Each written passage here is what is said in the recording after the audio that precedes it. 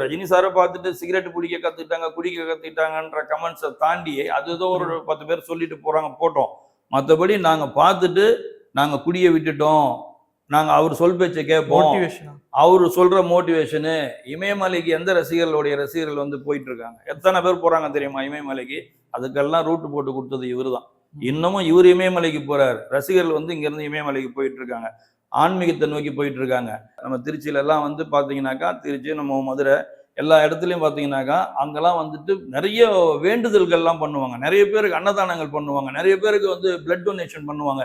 இப்படி ஒரு விஷயத்த வந்து அவரு மேல வச்சிருக்கிற அன்பால ரசிகர்கள் வந்து தொடர்ந்து எல்லா பர்த்டேக்கும் பண்ணிட்டு இருக்காங்க. நடுவில் எங்கெங்கெல்லாம் கேப் கிடைக்குதோ முதியோர் இல்லத்துக்கு போறது, அவங்களுக்கு உதவிகள் செய்யறது. எனக்கு தெரிஞ்சுங்க, தலைவரோட ரசிகர்கள் பண்ண உதவிகள் மாதிரி மற்ற நண்பர்கள் பண்ணியிருப்பாங்களான்றது சந்தேகம்தான். ஏன்னா கிட்டத்தட்ட அந்த 17லேருந்து நான் ரொம்ப டீப்பாக அவங்களோட பழக ஆரம்பித்தேன். அதுலேருந்து நான் பார்த்துட்டு இருக்கிறேன், எல்லா மாவட்டத்தில் இருக்கிறவங்களும் அதிகப்படியான விஷயங்கள் வந்து பண்ணுறாங்க.